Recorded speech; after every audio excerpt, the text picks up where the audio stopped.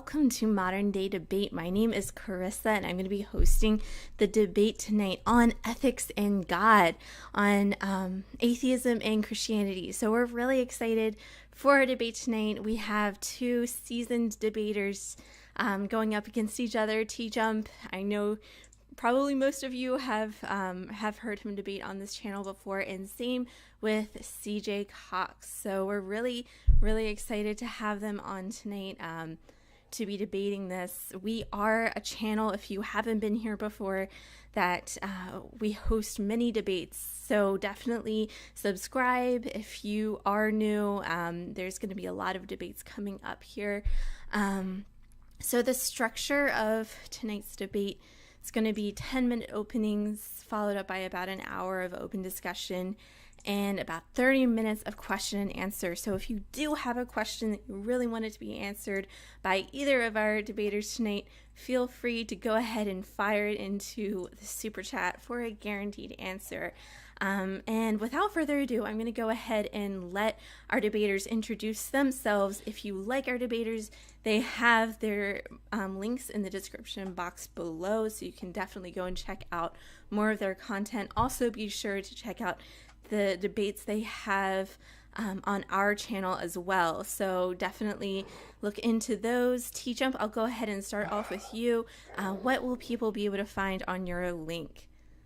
I'm TJump. I run a YouTube channel, youtube.com/TJump. I have conversations with apologists and academics about reasons to believe in God, usually. I just show how it's easy to debunk all the different apologist arguments at every academic level.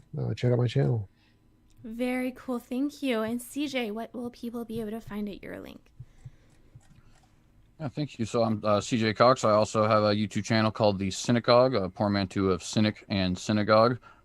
So far there, I do a podcast on news and geopolitics and a second podcast on apologetics. And yeah, that's the gist of what I have so far. I don't usually tend to post debates because I tend to do debates on other people's channels, but I'm going to start getting in the habit of posting debates because they always say I have the rights to. I just kind of never do. Gotcha. All right. So without further ado, we're going to go ahead and let CJ start with his opening statement. So the floor is yours. All righty, and thank you very much for that. So to kind of point out exactly what it is that I'll be defending today, the position that I wanted to discuss with TJump was basically that I believe not only that the existence of the Judeo-Christian God can justify objective ethics and morality, but that indeed it does, and that nothing else so far, at least that has been postulated in theory or philosophy rather, is even close to getting what I think is a proper explanation. So with that, what I want to point out is a few qualifiers. First off, when I say objective, I do mean objective to human beings, not objective in an ultimate sense. So for example, if moral Platonism were to be true, it would be objective, that the morality would be grounded and therefore objective to all human beings, but in theory, the Platonic object could be different. So it wouldn't necessarily be objective in an ultimate sense, right? So that's the first thing I want to say as a qualifier. The second thing I would like to point out as a qualifier is by God, I do mean specifically the Judeo-Christian God, otherwise known as, which would otherwise be described as a creator God who is the uncaused first caused, and therefore the ultimate not only moral standard, but probably standard for numerous other things. I do believe this God endows his human creation with what is traditionally known as the imago Dei, but basically just the image of God. And that as a result, we as human beings are able not only to perceive and understand things like morality, but also things like creativity, logic, so on and so forth, which of course will not be the things I'm necessarily defending here today. So I think the first premise in trying to prove something like this is pretty simple, that does morality exist or does it not? Of course it does. Even people who believe in subjective morality do believe that morality exists, right? Secondly, I would postulate that if morality does exist, it can't really be subjective or consequential. What I mean by that is favorite colors, quote unquote, right? They don't exist in any sort of ultimate or objective sense. They are just simply the opinions of whoever happens to be around, right? And so nobody would argue about favorite colors or maybe favorite flavors of ice cream or something along those lines, or just as another way of saying preferences or opinions, right? In the same way that we do have these arguments about morality. With morality, there seems to be something ingrained in humans where we think not only is it true for me, but true for thee as well. We all seem to have an understanding that morality does exist and that it is objective, even if we don't necessarily know what exactly is objective in the moral framework and in our moral conversations. That doesn't necessarily have to be a point of contention if TJump does accept objective morality exists. I'm under the impression that he does. If not, we can certainly discuss that. But that would get us to the third point, which is, of course, what can potentially justify objective morality. And I would say thing number one, it would have to, of course, be unchanging.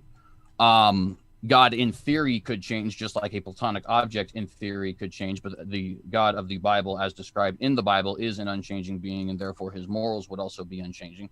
You would have to, this cause of morality would have to be personal.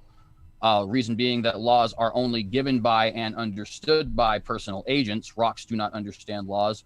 And to a certain extent, even animals do not understand laws, right? Your dog does understand that rules come from you, right? But the dog is never going to establish his own system of moral laws by himself. He does need an outside agent in order to teach him.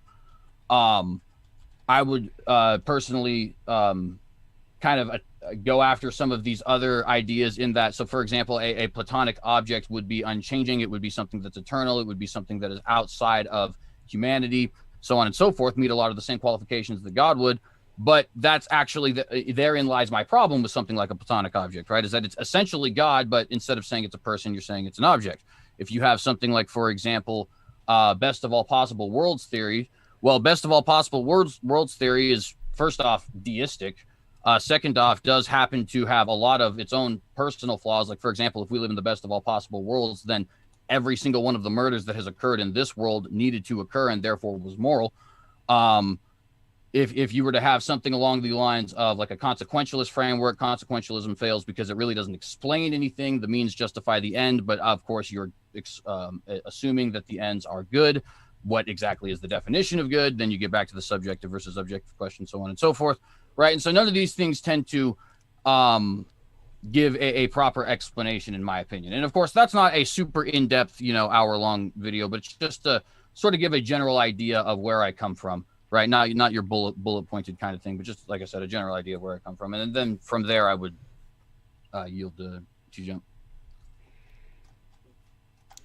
Go ahead, TJump. You can go ahead for your 10-minute open. Sure. So objective means true, independent of a mind. If morality is contingent on a God, it's not true, independent of a mind. So it's by definition subjective. You can't have something be objective for one person, but not objective for another, because that's like saying an object exists for one person, but doesn't exist for another, which makes it by definition subjective. It's kind of what it means. So if you can't have morality be objective for us, but not objective for a different mind, that literally it's a contradiction. You're just admitting it's subjective. So that does not work at all. CJ just kind of admitted that God-based morality is by definition subjective. Secondly, I think he defines objective as unchanging. Well, that's not what objective means. Like, you can have a mind who has a consistent opinion about something, and that's still, it's a subjective opinion. It doesn't matter if it doesn't ever change its mind. It's still a subjective opinion. Like, I can like ice cream, and if I never stop liking ice cream, it's still my subjective opinion, even if that never changes. The fact it never changes isn't what makes it objective. Is it independent of a mind? Platonic objects are not like a god. He just said, like, hey, they're like a god except not conscious, so not a god by definition. Like, that's very strange that he thinks there's, I don't even know what he was trying to say there. Like, doesn't make any sense at all.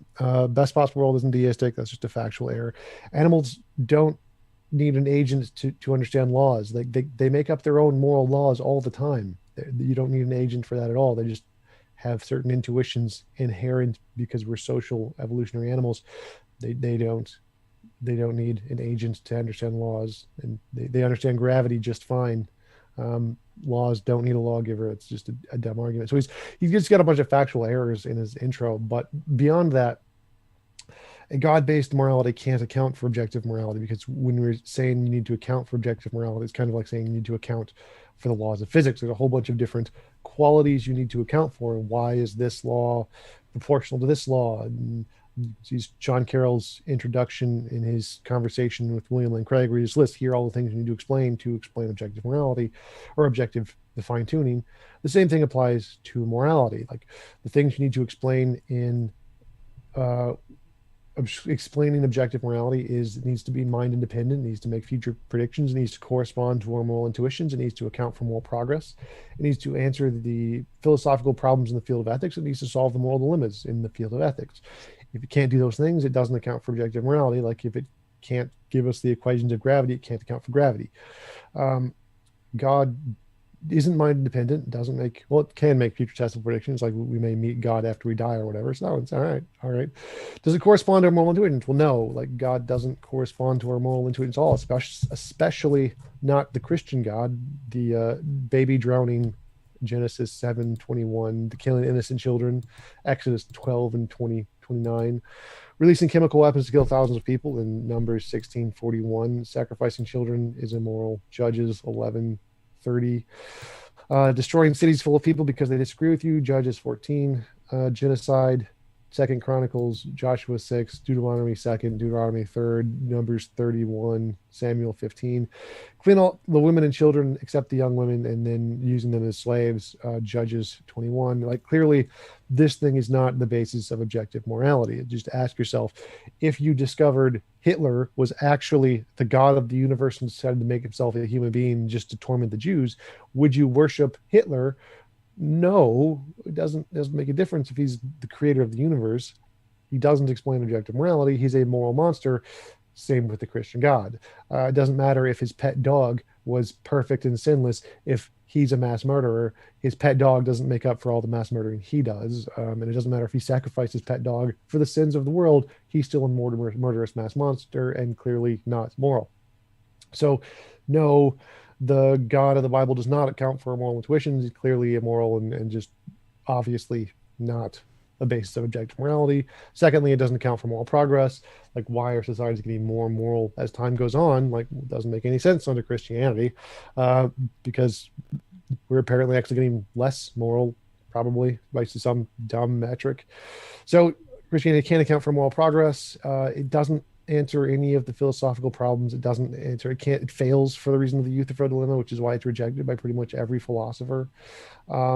It can't account for G.E. Moore's open question argument. It can't answer questions about where the goodness comes from or what grounds it. It's just made up by God's opinion. So God-based morality fails to answer any of the relevant questions in philosophy. It can't solve any of the moral dilemmas. Like if you have a trolley problem, well, which one should you flip the switch to save the 1 and the 5? Well, depends. What does God say? Well, that's not really an answer. So it can't answer any of the moral dilemmas, because it doesn't provide any objective principles. It just says whatever God says, and that's not actually a moral principle. That's divine command theory. So for it to be a moral principle, it has to say this particular action is more moral than this particular action, not whatever God says. That doesn't tell us anything about morality. So nothing about a God could even qualify as objective morality, which is why the consensus in philosophy is that doesn't work, and that's a dumb argument. It doesn't account for moral progress. It doesn't account for moral intuition. It doesn't answer the problems in philosophy. It doesn't answer moral intuitions. It doesn't correspond to our moral intuition. Obviously, God's a horrible moral monster, and clearly it's literally not possible for a God to be a basis of objective morality, because it's based in the opinion of a being, so it's contingent on the mind. So by definition, it's not a basis of objective morality. And I'll just conclude there. All right. And with that, we can get into our hour of open discussion. Alrighty. So there's a couple things I want to point out. So firstly, you said that objective is defined expressly as being independent of a mind, but that is not accurate. The definition of objective is expressing or dealing with facts or conditions as perceived without distortion by personal feelings, prejudices, or interpretations. It's another way of saying basically that these are factual. If saying something that is factual for humans or factual in the world in which we live in, this physical world, right, is definitely a claim that is objective. And I don't know any moral philosopher or any philosopher of any kind who would disagree with that definition. Could you perchance name me one. Your definition is the exact same I just gave you. The whole independent of personal feelings or opinions, that's the mind thing, like God's feelings or opinions. Right, but so you know very well though that when it's saying personal feelings, it is referring to human beings. It's not referring to No, something that zero is outside zero of you. philosophers agree with that. This is all That is minds. not. Can you name me even a single philosopher who would Every disagree one with of that? them. Because William Every Lane Craig, for single one of example, would them. agree with that. G.K. Chesterton, for example, would agree with that. I don't know if you would consider Sam Harris to be a philosopher, but he would absolutely agree with that. I've No, yet to he hear wouldn't. anybody present the argument that God, because he is somehow a mind, is not objective, with the exception of TJump, to be perfectly frank. Yeah, all of them. Again, this is the consensus in philosophy, Stanford Encyclopedia, or the Phil Surveys paper, Objective Morality and Ethics. Does God work? Nope. This is the consensus. Like I mean, there is independence, no consensus. That's just false. there is a consensus. Like There's this. definitely not. I just quoted you at least 3 different philosophers of the modern world who do not agree with what you just said. Well, you're wrong about 2 of them, and the opinion of theists doesn't really matter here. The consensus is atheistic because the consensus is against theism. There is a consensus. You can look it up. Phil Survey's paper. There have been polls on this. There definitely is a consensus. And So there's a quoting consensus so long as you don't count, the vast majority of moral philosophers who are theists. I mean, it's like well over 50%. No, I can add them in, and you'd still have a consensus. The consensus is 57% of philosophers are moral realists, 15% are theists. That's including all of those people. Like the consensus is theism is wrong, and it's not. It's in literally every field. The consensus is theism is wrong. I mean, that's just simply not accurate. Like I said, first off, there is no consensus as in a universal agreement. But second off, and much more importantly, I'm not sure where you're getting your statistics from, but the overwhelming majority of philosophers throughout history who have been in the field of ethics, including in just recent history, have absolutely been theists. Like I said, I already named a couple in the case of G.K. Chesterton, William Lane Craig, C.S. Lewis, obviously, is an example. David Wood is one that comes to mind. Now, of course, these are all expressly, theists, okay, but that's kind of the point, here right? it is. Phil Survey's paper results. Percent of philosophers. This is the largest survey of academic philosophers today. Percent of philosophers that lean towards moral realism is 56%. Percent of philosophers that lean toward theism is 15%, and the percent of philosophers that are atheistic is 72%. And so, who exactly are they counting there? Because, like I said, I just mentioned numerous different. I mean, Aristotle isn't an atheist, right? Plato isn't an atheist. Immanuel Kant isn't even atheistic all the time. Stop. The consensus is modern philosophers who are living, and the current consensus. We don't say the consensus is the world was flat because most human beings thought the world was flat 10,000 years ago. No one cares. Like Jay, listing a few theists isn't relevant. So yes, the consensus is against you. This is a fact. This doesn't help your point. Why are you like, oh, you listed William Lane Craig? No one cares what his opinion is. This doesn't help your point. Very many people care what his opinion is. I mean, that's not necessarily relevant to this. He's certainly a successful philosopher, though. Yeah, the consensus doesn't mean literally everyone, so that doesn't help your point. So can you quote me any philosophers who have said expressly that because God is a mind that, and by the way, if you can, I'm not necessarily worried about that, but just I'd like to know who says because God is a mind that he can't possibly be objective. Yes, there's lots of them. I can't list them off the top of my head. It's again the consensus. Like everyone understands this. It's the part of the definition of objective.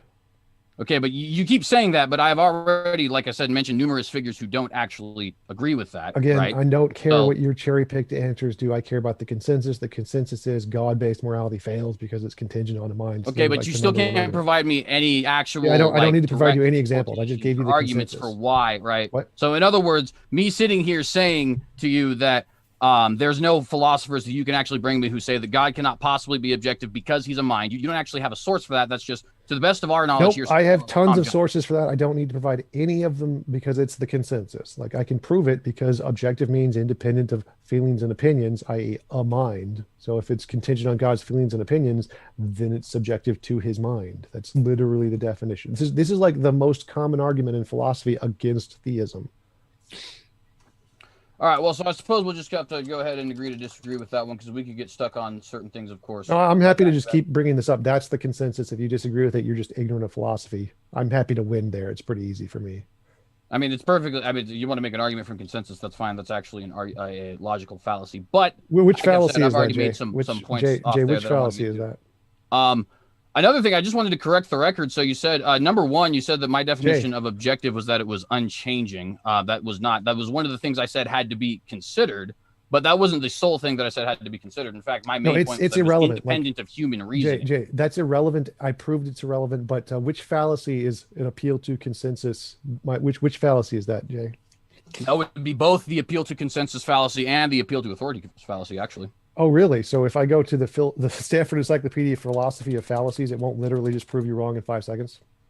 No. Oh, Matter of okay. fact, here, So let let's me do pull the up. Stanford Encyclopedia Fallacies. Derp. Fallacies. Ad populum. That's the populum. The ad populum, similar to the ad vericula, is a difference between the source of an appeal that is a popular opinion or common knowledge rather than a specified authority. Oh, shit. Just proved CJ wrong. Damn. What was the other one you said? It was the appeal to authority, right? Appeal to authority, yeah. Appeal to the ad vericendium fallacy concerns appeals to authority or expertise. Fundamentally, the fallacy involves accepting as evidence for propositions the pronouncement of someone who is taken to be authority but is not a real authority. Oh, shit. Guess that one proved you wrong, too. Damn. Actual authority. Yeah, that is. Hold on. That is not the way anybody has ever been using the argument from authority. The argument from authority has been expressly that just because somebody is an authority does not actually mean that their argument is correct. That has always been the point. So the Stanford I mean, I would want to philosophy is wrong about fallacies. Oh my god! Like what? This is good. This is huge. Gotta put a correction into their academic papers and shit. They apparently don't know what an argument for authority is. Like if you can find anywhere in the entire Stanford Encyclopedia where it actually says that and doesn't actually use this definition, I would be impressed. Go for it. Have fun with that. I mean, I guess I'm not entirely sure about the specific Stanford Encyclopedia, but just to give an example, right? So, because you can go, obviously, when you go to Wikipedia, it does actually have the little numbers here, right? That shows you where they're getting their sources, right? Okay. And so so it's saying there's a fallacious argument that concludes that a proposition must be true because could you go to the number? Just go to the number. Obviously, consciously encapsulated as if many believe so, it is so.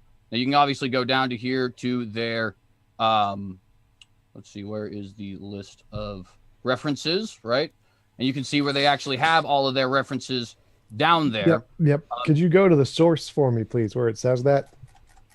Yeah, let's see. So go back. Oh, wait a minute. Here's funny. The argument from on the wiki, the argument from authority, also called appeal to authority or argumentum ad vericandium. Oh, wait, that's what I just read you from the Stanford Encyclopedia. Was that actual argument? For an argument from which the opinion of an authority's topic used evidence to support the argument. So I didn't say that. So again, this is literally showing I'm right here. And I actually have the actual paper from the University of California, which literally says the same thing. It's saved on my Discord where I can actually find it for you. It also says it's not fallacious if it's a actual authority, because that's the consensus again on the topic. So you just don't know what the fallacies are. You don't know what the field is. You don't know anything about the topic pretty much. So would you conclude then that if the consensus of a field did say a certain thing, like for example, if in the 1700s and the consensus of the medical field in Britain declared the miasma theory of disease was correct, would you then say that therefore that means that's correct? I would conclude that's good evidence to believe it at the time period. So, but is it therefore that means it's correct, right? Because that's supposed to be the whole point of a logical fallacy, is that it's not necessarily a bad argument, but it doesn't actually prove the argument you're making. Right? No, if it's like a definition, here's how we define something, then the field literally gets to define it, like, because that's how definitions work. Like, it's not like there's an objectively true definition of objective. It's how we use the term. It's not. Okay, like, but that's not actually answering my question, though. Would you conclude that is, miasma, Jay, that's literally the miasma answering your theory of question. disease was correct because there was a consensus of scholars in the field that said it was correct? Jay, that literally just answered your question. If the truth of the word is contingent on how we use it in philosophy, then yes, the majority of how people use it does determine if it's true. Like that's what makes definitions true. So we're not asking a fact about reality here. It's not like we can discover the term objective or the definition of objective hidden under a rock.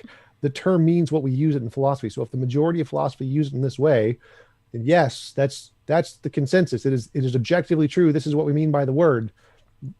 Okay, so but that's apart from the question that I'm asking right now. What I'm asking is, Would it be accurate reasoning to say in the 1700s that miasmatheria disease is correct because there is a consensus of scholars in the relevant field? Yes or no?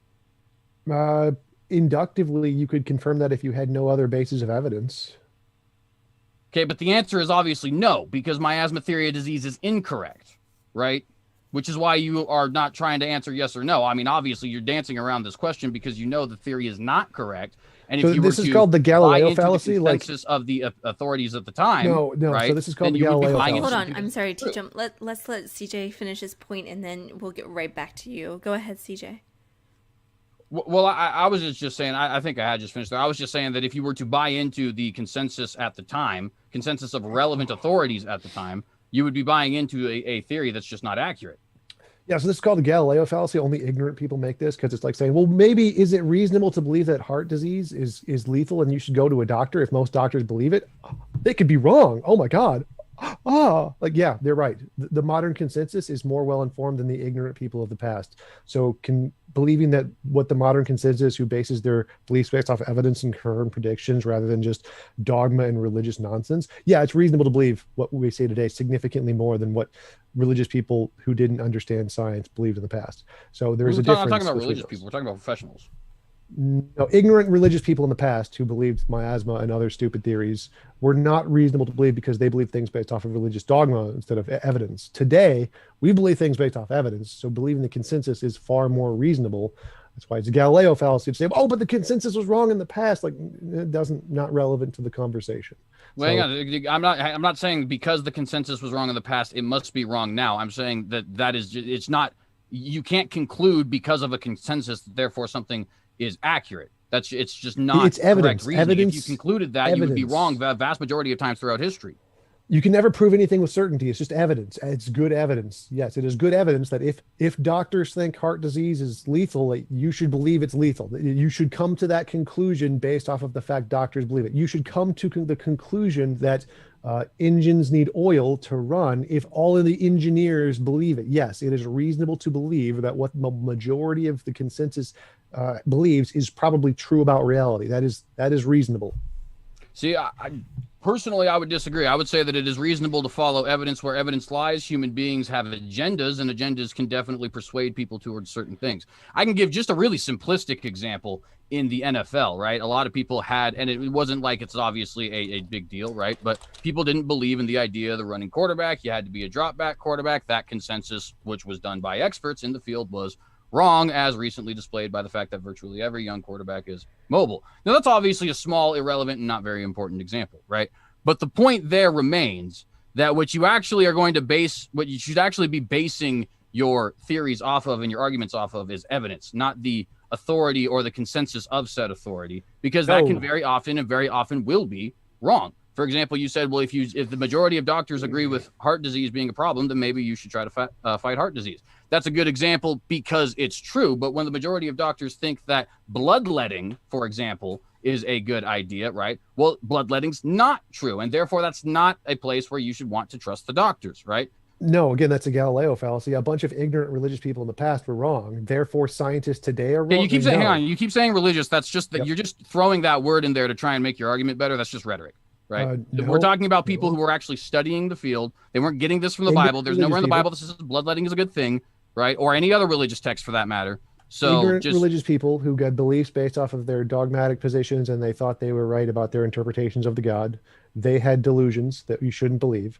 But you keep giving this Galileo fallacy of people who were dumb in the past were wrong. Therefore, today it's unreasonable to believe the consensus. That doesn't work. That's a Galileo fallacy. Secondly, when you appeal to motivation, that's an appeal to motive fallacy, saying, people have biases. Therefore, we shouldn't trust the consensus of experts like doctors. Clearly, that's wrong. Nothing you're saying here all of it's just factually wrong. Like I can just list appeal to consensus fallacy, Galileo fallacy. It's one of the qualities of pseudoscience to blame a global conspiracy or a bias in some group of experts. It's not a global conspiracy theory. It's the simple fact of the matter. People do have biases, right? Yeah, that doesn't mean that they're necessarily untrustworthy. It just means that these sort of things need to be taken into account and that human beings by themselves that's what science not be does. Considered the authority, but the evidence itself. That's what science does. Science takes into the biases and gets rid of them. That's kind of the point. That's why it's reasonable to trust the consensus, because it takes account of of that. So again, it's a pseudoscientific conspiracy theory to say the consensus has a bias, therefore I don't have to trust what their position is. So no, it is reasonable to believe the consensus in modern day about pretty much everything, like pretty much everything. So if you're rejecting the consensus, it's just like rejecting that your doctor tells you it's unhealthy to eat fat all the time because you're going to gain weight. Like that's your argument here. We should reject the experts because of your feelings. You're the one with the bias. Not accurate. So in fact, your argument, that's exactly what you're saying. So that's again, literally none of not. this, My none argument of this, is saying that you need to take the evidence Jay, into shut up account, and stop not interrupting. just simply what people Shut are up and saying. stop interrupting, Jay.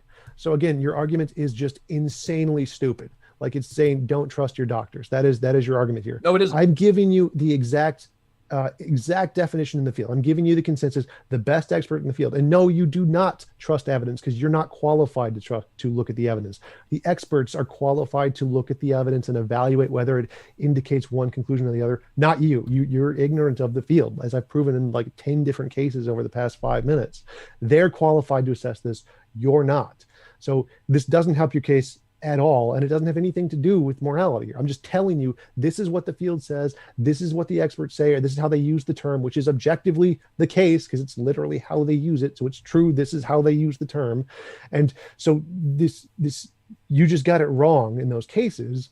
But again, none of this helps your case for objective morality. Like this doesn't help your case. This is what the experts say, this is how they use the terms.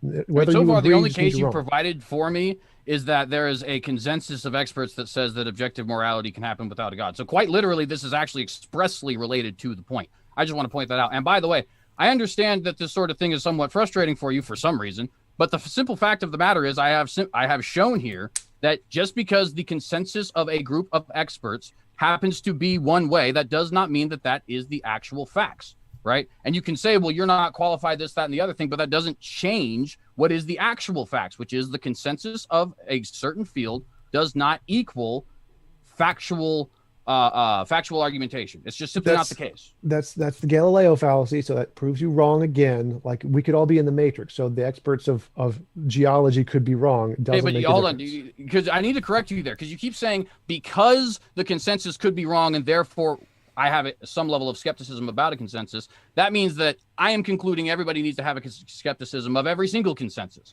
But that is just simply not the case. Just because I might be skeptical, for example, about whether or not doctors are right about the medical benefits of marijuana, that doesn't mean that I might be skeptical about whether or not doctors are right about the current theories on, for example, heart disease, right? Those two things can be completely unrelated from each other. Right? Just because I'm skeptical of one consensus doesn't mean I have to be skeptical of all consensuses. That's just wrong. I never said you did. That's a straw man. You literally have expressly said the argument that you're giving is that you shouldn't trust your doctor, and I have not said anything close to that. Right. That's not literally your argument. That's an analogous argument. So you're claiming that the people who are most qualified in the field, who understand the arguments, who literally define how the terms are made, their opinion on how the terms are made doesn't matter because, well, they could be biased because your position is ridiculous.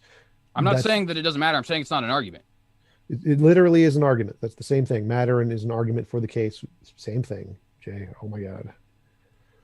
It's simply not. Like I have said, I have shown here expressly, and quite frankly, anybody who's honest in the audience can see it. I have shown here expressly that the consensus of experts in the relevant field does not equal truth. So we can just go ahead and move on from that. I want to point out also, you just evidence, not truth. So again, the fact that it doesn't equal truth, like again, all of the experts could be wrong about the fact the world is round. We could be in the matrix. So their opinion doesn't equal truth because nothing does. We can't show truth. We only have evidence to indicate the truth. We have justification, and the consensus is a justification. It does count as evidence, which I proved from reading the Stanford Encyclopedia of Philosophy on what counts as evidence. Those are not fallacies to do that. This does count as evidence. So does it prove truth? No. Is it indicative of truth? Yes. This is a good conclusion that you're wrong. In fact, it is 100% proof that you're wrong about objectivity, because that's literally, they get to define how the term is used. So they can prove you wrong on that. So yes, this is relevant evidence that you are objectively wrong about philosophy. and how this term is used, which again, but you haven't even addressed any of the actual points I made that proves that God can't be an objective morality. You're just arguing with the consensus's definition of objective, which doesn't help you. Wanting to change the definition of objective. I mean, I guess that would help you if you could do it. You can't. This is the consensus. You're wrong about that. So move on to one of the actual arguments I presented that God doesn't work. I mean, I've absolutely addressed them, and I mean, if you don't want to address that, that's certainly fine. But we can move on, obviously, to some of these other points. So you said that God does not actually, God cannot be a justification of morality because he doesn't line up with what we would have in our basic moral intuitions, and brought up things like the flood and so on and so forth. Yeah, drowning babies. Right. So that's completely irrelevant. There is no reason that our intuition needs to necessarily be correct. The fact that we have an intuition is really the only argument that I've ever heard theistic philosophers put forward. Not that the intuitions that we do have are, excuse me, necessarily trustworthy. So would your position be that any possible intuition to the contrary of something would indicate that that certain thing is not a moral truth? No, my position is that drowning babies is definitely immoral, and God drowned babies. Right. So what does that have to do with whether or not that's a justification? So in other words, let me rephrase that. So that intuition is definitely contradictory to objective morality. Right. So what does that mean as far as whether or not God is the grounding of objective morality? What does your intuition that is wrong have to do with whether or not God is actually a grounding of objective morality? Because God drowned babies. Drowning babies is objectively immoral. Therefore, God is objectively immoral. Okay. So, I mean, just to play devil's advocate, why is it objectively immoral? Like, what do you have to ground that? Evidence. Such as the evidence of everything in the field of ethics. That's literally the foundation of everything in ethics is drowning babies is for fun is wrong. That's kind of the whole foundation of the field. And if you want to say, oh, that's all, no, the whole field is wrong. First off, you just added a qualifier for fun. That's not what is portrayed in the Bible. So we're going to have to disregard that because God drowns people in the Bible due to judgment, not because it's entertaining to him. In fact, it's expressly said to be the opposite. God is not willing that any should perish. But let's remove that qualifier because you didn't have that qualifier at first. Just the thing of drowning babies. And again, I am kind of playing devil's advocate here because I agree with you drowning babies is wrong. But explain to me in TJump's worldview why drowning babies is wrong. Because it's immoral. That's why it's wrong. It's based off of what? Evidence. What evidence? Well, we have lots of indicators. That is, like our moral intuition is an indicator. Moral progress is an indicator. All of the arguments in the philosophy are an indicator. And if you try to answer it differently, you get wrong answers to the moral intuition, moral dilemmas and moral progress, moral philosophical problems and morality. If you try to answer those questions with a model that says drowning babies is for fun is right, and then you get wrong answers. So any model that adopts that principle is definitively wrong about answering objective morality. So you gave two things there that I could deduce, and correct me if I'm wrong here. Intuition, your moral intuition was an indicator, and moral progress was an indicator. Is that accurate? Moral intuition, moral progress, answering the philosophical problems in philosophy, and answering moral dilemmas. Those are the four different lines of evidence. Okay, so I mean, answering moral dilemmas and the questions in philosophy doesn't necessarily have to do with drowning babies per se. Because that's a very specific question. I specifically said any model who adopts this principle gets the other ones wrong too, because it's a part there. That's one of the things. Moral dilemmas, drowning babies. We can phrase that as a moral dilemma, not a problem. And if you try to create a model in which that is the case, it leads to problems when you address the philosophical dilemmas as well, or like the Euthyphro dilemma, G.E. Moore's open question arguments. The other ones, I forget what they are. So any model that adopts that is wrong. Like God drowned babies. I'm trying to ask babies is immoral. Right? God is immoral. So we have already had not an indication, but just outright saying that moral intuition does not necessarily mean that something's immoral, although you did say it's an indicator, to be fair, right? Moral intuition in some situations, it leads people to believe in things like the death penalty. For example, most people, at least in my personal experience, if you were to ask them what should happen to a pedophile, people's gut reaction tends to be some level of execution. Yet that seems to be in direct contrast with the moral progress of the West, which seems to be directly opposed to execution. In fact, our own Supreme Court has ruled against it twice in regards to rape in 1978 and in regards to pedophilia in 2003. So one thing which you have used to say that baby murder is wrong, your moral intuition, is actually being is actually in conflict with one of these other things. And obviously this wasn't for baby murder, this is for execution. So I had to rephrase that a little bit. One thing, the moral intuition, which most people's moral intuition, at least in my experience, tends to be executing pedophiles is good. And that's factually wrong. So Pew studies show that it's the opposite of the case. Most people are against the death penalty in right. That's actually exactly what I'm saying, though. If you were to ask people the pointed question, they're going to say no. They're going to say the death penalty is immoral. Most people from their emotions start to suggest, because it's their gut reaction, that something like execution or something like that is correct. And yet that's wrong. The progress of society tends to be that we actually move away from those sorts of things in a non-emotional fashion. Oh my God. So no, again, that's wrong. People have asked this question and the majority say, no, the death penalty is wrong in all cases. We should not kill people. We shouldn't kill them. Okay, but you're not, when you ask them that question, you're not asking them the pointed question about a specific thing. You're also asking them in the form of a census. I understand that I am relying on antidote, but I have yet to see a single person who is not in the the field of philosophy who has not answered this question with more than just the initial thought of, yes, absolutely, they should be executed. In fact, it's very popular, not only in just, circles that just happen to be around people. And of course, everybody else can give their own antidotes in the audience.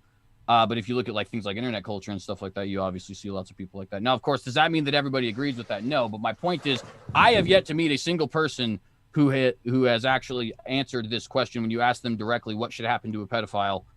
Something other than, something, if it's not murder or execution, rather, it's usually much worse than that, like some level of torture of some kind. And yet that seems to be in direct contrast with what people want in their government. When they're just asked the general question of as to whether or not we should execute people, they tend to not like executing people. And so we progress one way, even though the intuition of people seems to go, at least in my own experience, another way. That's wrong. So again, no, I pretty much everyone I ask doesn't say that. So I don't think I've ever met a person who's actually said we should just kill them. I don't think that's a thing. But again, none of this stops the fact that God is the pedophile in this analogy. God is the one who's murdering the babies. So that's kind of the problem. Again, that's just rhetoric, though. You're not actually making an argument as to why these things are. So, like I just said, you just had the moral intuition and moral progress, but moral intuition and moral progress can be in direct conflict with each other, and they're not even universal, by the way. Progress, morally speaking, this isn't relevant to my argument. So my argument here is that this intuition that we have is evidence. It doesn't tell us what is objectively moral. It's just we have a phenomenon, like a cup falls over. If the cup falls over, that's a phenomenon. So we have a phenomenon. We're trying to explain that. It doesn't tell us why the cup fell over. So moral intuition is the phenomenon. And the moral intuition we have says killing babies and drowning babies for fun is wrong. And once again, you added the qualifier for fun. Stop interrupting. Stop interrupting. This is our position. This is the grounds of our morality. This is what we're trying to explain. So if God drowned babies, God is immoral. That's it. We're not answering why it's moral. We're not answering why it is immoral here. We're just saying that's immoral. We know that, and we're trying to describe why that's immoral and to answer the question, what is objective morality? But that doesn't matter because God drowned babies, so he doesn't count as an answer. He can't answer that question. He's wrong. So that's the point. It doesn't matter why drowning babies is immoral in the ultimate sense. That's the only thing that matters. No. We're proving God can't answer the question. God cannot answer the question why it's wrong to drown babies because God drowned babies. So if we're asking the question, why is it wrong to drown babies? Because God doesn't work because he drowned the babies. He's the one who did it.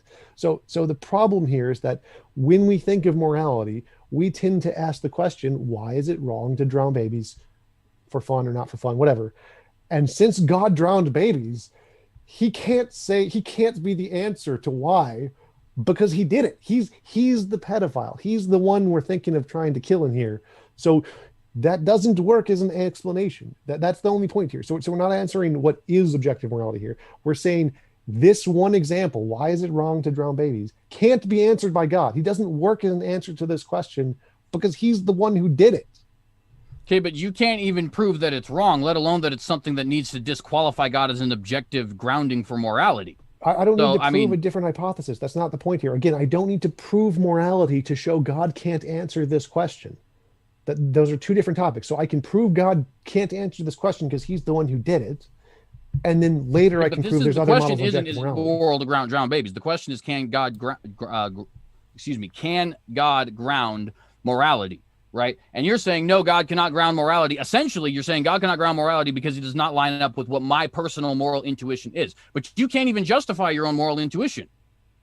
Yes, I can. I can prove objective morality in many other ways. There's lots. Again, the consensus is that there is lots of models of objective morality. The God one doesn't work at all. It's the minority. But again, that's irrelevant to the question here. So the question here is like, if you don't think drowning babies is immoral, your model is wrong, and that's fine. It's okay. Like you can take that position. It's okay. Drowning babies is moral under the God hypothesis. So that's morality under God, and that just proves my point. This is what happens when you think God-based morality works.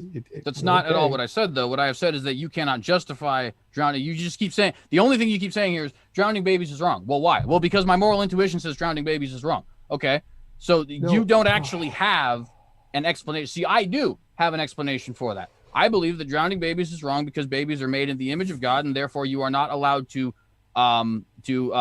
what would be the word there? I don't know why I'm losing this word. It's just killed, right? You're not allowed to take their life without some sort of a justification. Human beings are not also, this is a second justification that's in the God hypothesis, right? Human beings are not the arbiters of life and death, and therefore without some sort of a justification, for example, the trial by jury or something along those lines, right? Obviously people have their different legal standards, but the point is, right, we can't just go out killing people. We don't have the power over life or death. We are not the arbiters of whether or not people get to live or die. Those are both two things that under the God hypothesis explain why it is wrong to kill babies. But you don't have anything for why it's wrong to kill babies other than my intuition says that it's wrong to kill babies.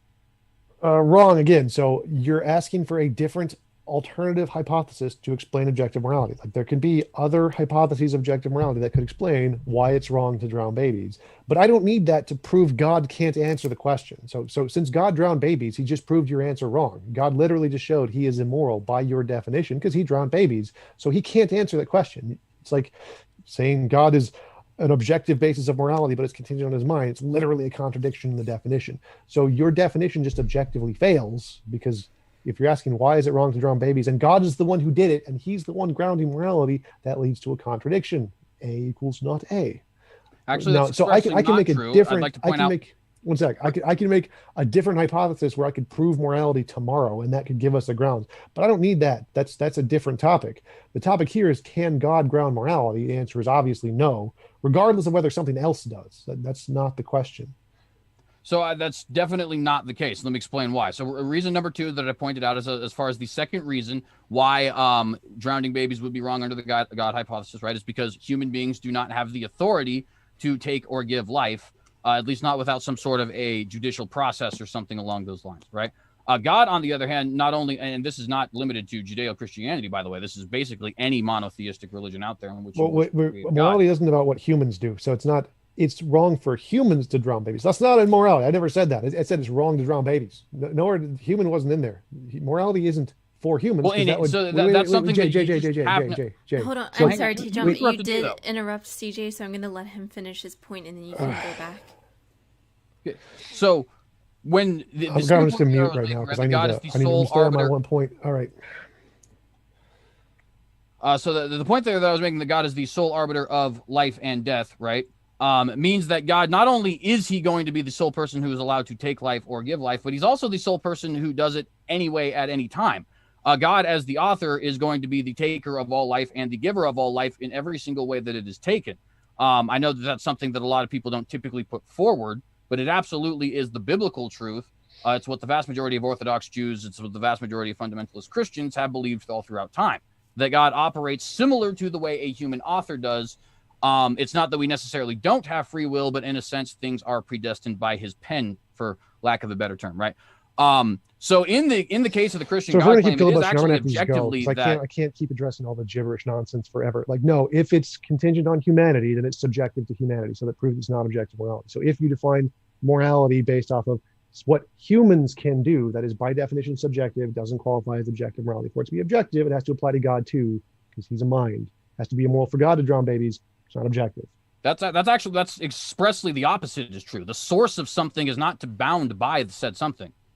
Like, you are not, if you create a computer, you're not bound by the computer. You're outside of the computer. God, if he is establishing morality, is outside of the purviews of morality, even if he decides to abide by it. Again, so if God isn't bound by morality, then it's not objective. It's subjective. It's subjective to God. That's kind of what it means. So you've Yeah, just but proven again, it's not I did objective. point out at the beginning of this that the definition I am using for objective, which you did not provide any philosophers who disagree with this definition, by the way. The definition I am using for objective is objective to humanity, right? It is not objective to the source of morality. Just like if you Yeah, I remove proved that if the wrong. platonic object was different, I then proved things that would be wrong. different. But we're not So, talking about that. We're talking so about again, the way the hypothetical Jay, platonic object is. Jay, too much filibustering here. Objective, you can't have something be objective for one person, but not objective for another. That's literally a contradiction. That Yeah, but literally it's what not. It is subjective objective for all means. people, but it is not objective to the Minds, source of minds. it. The source, by definition, Jay, must be outside of it. it doesn't matter if you say people or minds here. It has to be objective for all minds, or it's not objective. It can't be objective for some minds, but not objective for other minds. That's the definition of subjective, Jay. You can't have it be objective for humans, but not objective for God. Doesn't work that way. That's subjective. That's what it means to be subjective. You can't have objects exist for some people, but they don't exist for other people. Why? Because that would mean they're relative or subjective. Well, I mean, I guess to a certain extent, then you're just not willing to operate with the pretenses of my argument, though. Like I have made perfectly clear, and at virtually all theistic philosophers of any religion of any kind, as well as moral Platonists, as well as, I mean, just most people who argue for things like moral objectivity have always pointed out that the objectivity is not obviously going to be subject, or the source rather, is not going to be subject to the law. That just simply doesn't make any sense. The source of time cannot be subject by time. That which is the source of matter has to be outside of matter. These are arguments people make all the time, and the same would be true for morality. That which is the source of morality is outside of the confines of morality. Yeah, no one Otherwise, except it couldn't theists. be the source. Jay, If the source filibustering it. pre-existed, Too it is much the source. gibberish points. Like stick to one point. Like no, everyone in philosophy agrees that's wrong. The consensus says that's full of crap. They all reject the theistic arguments because they're all garbage. And the same in physics. Like no, the source of matter doesn't need to be outside of matter. That's again rejected in physics. That's a dumb argument. So no, none of those theistic that is a arguments. contradiction of the word source. How can you be a source of? Stop, Jay. Hold on, None of those arguments are actually accepted by anyone in any of the consensus of any of the fields. It's all just theist garbage arguments that no one thinks are good, which is why the consensus is rejected for every theistic argument. The consensus rejects their garbage in every single field. No one accepts that. But again, that's irrelevant because I proved it can't be objective. You can't have an object exist for one person but not for others, because that means it's subjective. It doesn't objectively exist. Same applies to morality. Literally, it can't do that because that's the definition of not objective. Okay, so I just want to briefly, because you said that this is just something that's just rejected by everybody. So I just want an example. Do you know anything which is simultaneously the source of something which pre-exists it? That doesn't make any sense. Exactly, it doesn't make any sense. You can have. You are obviously not within the confines of the thing which you are the source. No, Jay. Again, that's your dumb interpretation of physics. You literally just said the question doesn't make sense. No, yeah, the way you phrase it doesn't make sense because you don't understand physics. No one in physics has this problem. Past eternal infinite, totally fine. The source of matter, it's just always existed. That's going to be the source, I guess. So there's no non-material. Okay, so there's no source. You're saying it's eternal. That's ignoring the question and saying that there's a different answer because you're basically rejecting the premises of the question. What is the source? Right? You're saying there is no source. It's been eternal. So yes, that's why it doesn't. The source doesn't all need right, to so be then there. Therefore, the source of something is still like my point still stands. If something does have a beginning, if there's a source to it, right, then that source is outside of that thing. That's just a fact. Again, no, that's not how it works. There's lots of ways you can have a self. Give me an example. Give me one example. There's lots of different models in physics like that. So this is not really a thing. Again, the three possibilities are infinite regress. Saying that models exist is not an example. That's literally an example. You want an example? Here is a model where that is the case. If you want me to empirically prove it. Which model? You just gave me nothing. You said I don't need to give you exact models. Just Google it. It's fine. So again, this is if you want to give me an example of a god, if you can't empirically demonstrate it, your argument is wrong. Haha. Go. Well, to be fair, I'm not actually here about proving a god as much as I am saying whether or not ethics. So you don't have to need to prove it. Oh God, yes, I don't have to either. So I can just say model in physics. God, you're done. All right. So again, we go back to the main point. You cannot be objective. An object can't objectively exist for one person, but not for another person. That's by definition of subjective. I mean, like I said, I don't understand. Like you've literally proven by your own words, right, that if something is to be the source of something else, that it has Nope, to be outside of that I thing. proved that wrong. So again, address my argument. If so, an object can't exist objectively for one person, but not objectively for another person, can it? Yeah, It's if he not is a possible. lawgiver, then he is the I source didn't. of that No, law, no. and by No. definition, he would not be bound by that law, and it would be objective to humanity and all of creation, as I had said that I was going to defend. So it's not objective. So an object can't objectively exist for one person, but not objectively exist for another, because that would mean it's not objective, right? Huh? Again, the point that I was here to defend is that it is objective for creation, not objective to Right. God himself. That's what I'm addressing here. So it can't be objective for one person while not be objective for another person. So if you're saying it's objective to humanity, that means you're saying it's objective to one person, but not objective to another person. So how can an object exist for one person, but not exist for another person? Right, and I've explained that. This particular object, if you will, morality, God is the source of, and by definition, the source of something is not bound or within the confines of that thing. It is outside of that thing. Even if God decides to abide by his morality, or if by his nature he's compelled to abide by his morality, he would still be the source of said morality and therefore would not be obligated to abide by said morality. So I'm not talking about the obligation here. So I'm saying it's not objective. That's the point. The word objective here is the point. How can it objectively exist for one person, but not objectively exist for another? Now, if he's bound by it or not, doesn't make a difference, but it's subjective by definition. Well, and like I said, I even conceded that at the beginning, that if you want to talk in an ultimate sense, I will concede that there is an ultimate level of subjectivity. Just like it's ultimately, if moral Platonism is true, it is subjective to the Platonic object. If the Platonic object were different, hypothetically, then things would be different. The Platonic object is the way that it is now, and so things are the way that they are now, right? So yeah, in theory, but that's why I point out objective to creation. It's sort of like the same thing as like the hard solipsism thing, right? People say like you can't prove definitively that hard solipsism isn't the case, and of course that's true, right? You can't definitively prove beyond any shadow of a doubt that other minds exist, although you can be very reasonably assured that your own mind exists. But in order to function at all, you have to assume that it's not true. Well, that would be sort of the same thing when it comes to this morality, right? We don't necessarily have to talk about whether or not the source of morality is grounded by this morality or whether or not it's objective to it. What we're trying to discuss is how things work in our reality here, right? This, what I would term creation, what you, I guess, would probably term something else because you don't believe in a creator. No, we're talking about objective morality. So if you just admitted that you don't have an objective morality, you have a subjective morality. You think your subjective morality applies to us pragmatically, but that's not an objective morality, because when we're asking, is it objective? We want to know it can't objectively exist for one person while not objectively existing for another person, because that's literally the definition of subjective. So if you're just granting God-based morality is subjective, yes, I agree with you. Then so it's not objective basis of morality.